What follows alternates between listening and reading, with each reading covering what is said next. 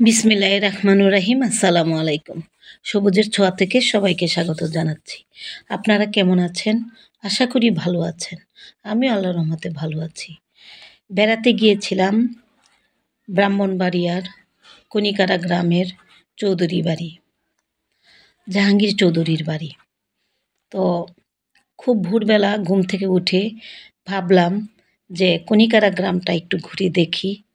তো সেই চিন্তা ভাবনা করে আমি তাদের বাসা থেকে বের হয়ে গেলাম। হাঁটতে হাঁটতে প্রায় অনেকটা দূরে চলে গেলাম। তো গ্রামের দৃশ্যগুলো তুলে ধরলাম আপনাদের সামনে। তো জানি না আমার ভিডিওটা আপনাদের কেমন লাগবে। তো আমি সবসময় কিন্তু যেখানেই ঘুরতে যাই, বেড়াতে যাই, আমি সব কিছুই কিছুটা ওই পরিবেশের ওই সংস্কৃতি, ওই কালচারগুলো আমি তুলে ধরার চেষ্টা করি। তো গ্রামীণ জীবন, গ্রামের পরিবেশ, তো সেইগুলো আমি আপনাদের সাথে তুলে ধরার চেষ্টা করেছি। তো আশা করি আমার ভিডিওগুলো আপনারা মনোযোগ সহকারে দেখবেন। তো মোটামুটি আমি কিন্তু চারপাশের পরিবেশটাই তুলে ধরেছি। খুব বেশি একটা গ্রামের ভিতরে ঢুকিনি। চারপাশ দিয়ে যতটুকু দেখা যায় আমার এরিয়ার ভিতরে ততটুকুই আমি ঘুরে ঘুরে একটু বেরিয়েছি। আর গ্রামীণ পরিবেশটা আমার কাছে খুবই ভালো লাগে। তো এখন তো সেই গ্রামটার গ্রামের মতো নেই। রাস্তাঘাট পাকা হয়ে গেছে, অনেক বাড়িঘর বিল্ডিং তৈরি করে ফেলেছে। তো যাই হোক, তবুও কিছুটা গ্রামের ছোঁয়া পাওয়া যায়। গাছপালা, পুকুর, নদী নালা, খাল বিল, এগুলো সবই আছে। তো রাস্তা দিয়ে হাঁটছি, দেখলাম একটা হাঁস। তো এটার ছবিও তুলে নিলাম। আর খুব ভোরবেলা দেখতেছি যে বালতি দিয়ে দুধ নিয়ে যাচ্ছে বাজারে বিক্রি করবে, সকালবেলাই।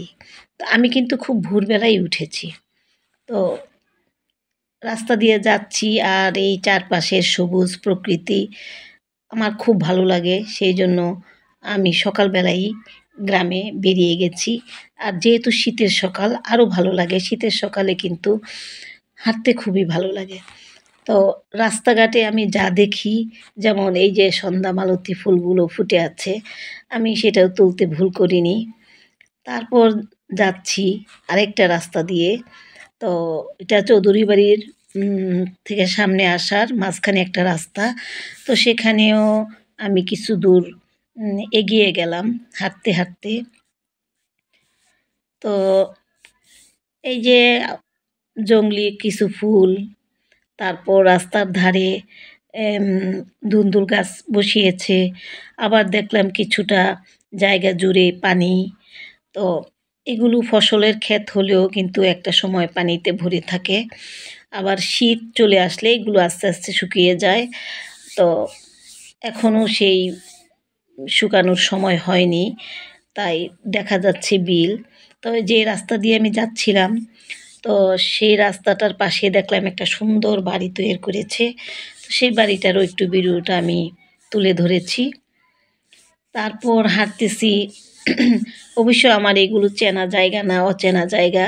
তো আমি তো বেড়াতে এসেছি, সুতরাং আমার কাছে এই পরিবেশটা খুবই ভালো লেগেছিল। সেই জন্য আমি একটু সকালবেলায় বেরিয়েছি, একটু ঘুরে ঘুরে দেখব কনিকারা গ্রামটি কেমন, এদের মানুষজনের পরিবেশ কেমন, এরা কেমন জীবনযাপন করে। তো বেশিরভাগই দেখলাম প্রত্যেকটা বাড়িতেই পুকুর। আর যেহেতু নদী এলাকা, সুতরাং জায়গায় জায়গায় কিছু দূর পানি, আবার পুকুর, আবার বিল কিছু জায়গা জুড়েই রয়েছে। আর রাস্তা দিয়ে দেখলাম কিছু ধুন্দুল গাছ গ্রামের মহিলারা হয়তো লাগিয়েছে, জানি না কে, কিন্তু দেখতে খুব সুন্দর লাগতেছিল, ফুলগুলো ফুটেছিল। তো আমি সেইগুলির ছবি তুলে নিলাম। কিছু দূর যেতেই দেখলাম এই যে গোবর ঘুঁটে এগুলো রোদে শুকাচ্ছে। এগুলো দিয়ে হয়তো তারা গ্রামের মহিলারা রান্নাবান্না করে। তারপর দেখলাম কলমি ফুলগুলো কি সুন্দর ফুটে আছে। তো এটারও ছবিটা তুলে ধরলাম। হলুদ, বিভিন্ন কালারের প্রাকৃতিক ফুলগুলো, যেগুলি এমনিতেই হয়ে যায় আল্লাহর সৃষ্টি। তারপর দেখলাম কিছু দূর গিয়ে কাশ ফুলগুলি কি সুন্দর সাদা সাদা ফুটে আছে। তো এটারও ছবি তুলতে আমি ভুল করিনি। তো যাচ্ছি আমি মেন রোডের কাছাকাছি, যে রাস্তাটা নতুন হয়েছে কনিকারা গ্রামের উপর দিয়ে গেছে। তো রাস্তাটা কিন্তু খুব সুন্দর। তো সেই পর্যন্তই আমি হাঁটতে হাঁটতে গেলাম। তো পাশে দেখলাম অনেক জমি ফসল পানিতে ভরে আছে। তা আসলে গ্রামের পরিবেশটা কিন্তু সবসময়ই ভালো লাগে। বিশেষ করে শীতের সকালে কুয়াশা ভেজা মাঠ ঘাটগুলো সত্যিই খুব ভালো লাগে। তখনও কিন্তু সূর্য ওঠেনি। আমি কিন্তু হাঁটছি, মানুষজন কিন্তু খুব কম। তখনও তেমন মানুষজন ছিল না, ২-১ টা মানুষ। তো আমি মেইন রোডের উপরে, হাইওয়ে রোডের উপরে চলে আসলাম। এখানে দাঁড়িয়ে কিছুক্ষণ আমি রাস্তাটার ছবি তুলে নিলাম। তারপরে ওই পাশে নদী, তিতাস নদী, আর এই পাশে পানি, মানে ২ পাশেই পানি, তবে ওই পাশটাই হইছে নদী। তো নদী কিন্তু এখন আর সেরকম আগের মতো নেই। তো সিনটা কিন্তু খুবই ভালো লাগতেছিল আমার। রাস্তা দিয়ে ২-১ টা গাড়ি যাচ্ছে।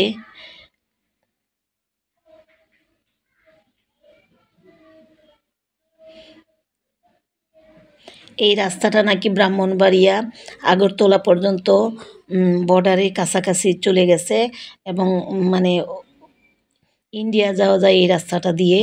মানে এই রাস্তাটা হওয়াতে কনিকারা গ্রামটা একেবারেই উন্নত হয়ে গিয়েছে। আশেপাশে অনেক সুন্দর সুন্দর বাড়িঘর তৈরি করেছে, অনেক মানে রিসোর্স সেন্টার গড়ে উঠেছে। তো আমি চলে আসলাম কনিকারা গ্রামের সেই চৌধুরী বাড়ির এরিয়ার ভিতরে।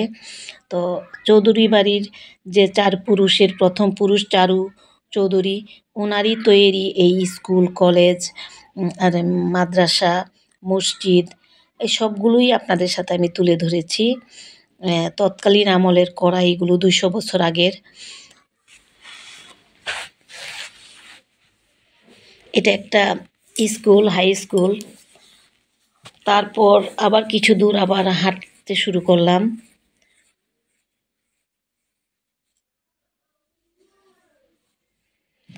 তারপর ওনাদের বাড়ির, চৌধুরী বাড়ির সামনে একটা ছোট একটা দোকান হয়েছে। এখন আমি ওনাদের বাড়ির ভিতরের এরিয়াটায় যাচ্ছি। তা পাশে দেখলাম একটা বাড়ি। তো এই ছবিটাও তুলে নিলাম। ওদেরই আত্মীয়স্বজন, চৌধুরী সাহেবদের আত্মীয়স্বজন।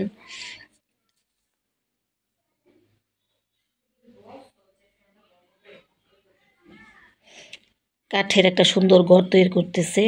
আর এটা হলো একটা প্রাইমারি স্কুল। উম পাশে একটা গ্রন্থাগার। তো এগুলো সব চৌধুরী বাড়ির অনুদানে প্রতিষ্ঠিত হয়েছে, চারু চৌধুরীর অনুদানে। এটা একটা হাই স্কুল। ওনাদেরই জমিতে এই প্রতিষ্ঠানগুলো গড়ে উঠেছে, এবং তার পরবর্তীতে জাহাঙ্গীর চৌধুরী সাহেব এটা রক্ষণাবেক্ষণ করেছেন। তবে উনি প্রয়াত, এখন বর্তমানে ওনার বড় ছেলে এগুলোর দেখাশোনার দায়িত্ব পালন করেন।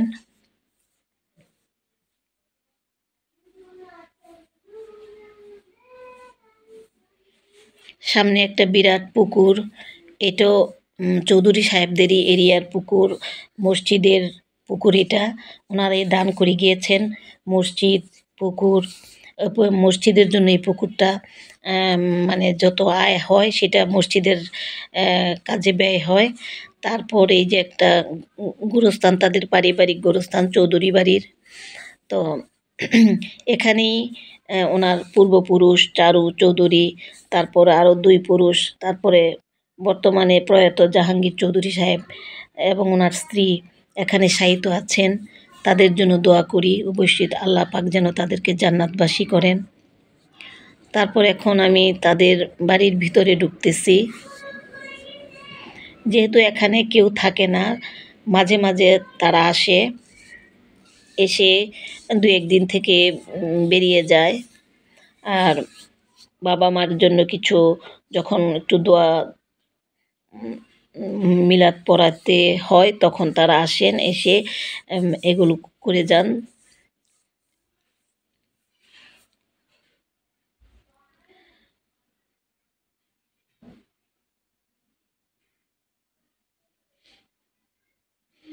এখন আমি তাদের চৌধুরী বাড়ির গেটে ঢুকতেছি।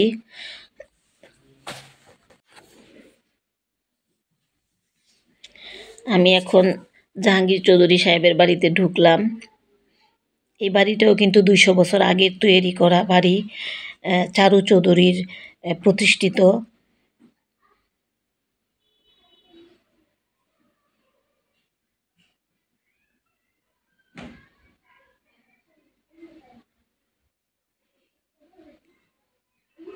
টিনের ঘর দেখতে অনেক সুন্দর, তৎকালীন আমলের। এটা তাদের বাহিরের এরিয়াটা। এই ২টা টিনের ঘর বোধহয় তাদের মানে মিটিং সভা যতগুলো হতো তাদের সাথে গ্রামের মানুষের, তো এই পাশটায় হতো। এটা তাদের আউটসাইড, বাড়ির আউটসাইড এইটা। তো তারপরে এখন এটাও এখন আউটসাইডই। আর এই যে বিল্ডিংটা দেখা যাচ্ছে সেটা কিন্তু চারু চৌধুরীর আমলের তৈরি, ২০০ বছর আগের বিল্ডিং। এখনও কিন্তু বহাল তবিয়তে আছে, ওনারা এসে এখানে থাকেন। আর এই যে গেটটা, এটাও কিন্তু তখনকার আমলের, তাদের ভিতরে ঢোকার গেট। তো আমি ভিতরে ঢুকতেছি, তার প্রথমেই দেখলাম ৩টা বিলম্বী গাছ, বিলম্বে ভরে আছে গাছগুলো। তো আমি এখন ভিতরে কিন্তু ঢুকতেছি চৌধুরী সাহেবের বাসার ভিতরে। এই যে জাহাঙ্গীর চৌধুরী সাহেবের বড় ছেলে উনি, তো উনি এখন দেখাশোনা করেন মাঝে মাঝে এসে। উনি কুমিল্লা থাকেন শহরের ভিতরে। এখন আমি বাড়ির ভিতরে চলে আসলাম। মহিলারা কাজ করতেছে, আর বাড়িতে আমরা যারা এসেছি তারা ২-১ জন বসে গল্প করতেছি। এই বিল্ডিংটা ২০০ বছর আগের বিল্ডিং।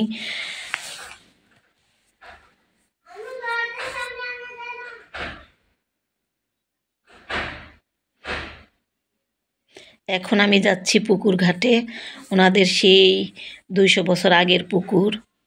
এখনও এই পুকুরে তারা গোসল করে, তবে যেহেতু তারা থাকে না সেই জন্য মানে খুব বেশি একটা পরিষ্কার পরিচ্ছন্ন না। বিরাট বড় পুকুর, এখানে অনেক মাছ আছে, মাছ চাষ করে। তো আমার ভিডিওগুলো যদি আপনাদের ভালো লেগে থাকে তাহলে অবশ্যই লাইক, শেয়ার, কমেন্টস করতে ভুলবেন না। আর সাবস্ক্রাইব করে আমার পাশে থাকবেন। আর যারা ইউটিউব থেকে মানে ফেসবুক থেকে দেখছেন তারা অবশ্যই আমাকে ফলো দিবেন। আর আজকে এই পর্যন্তই। ভালো থাকবেন, সুস্থ থাকবেন। আল্লাহ হাফেজ।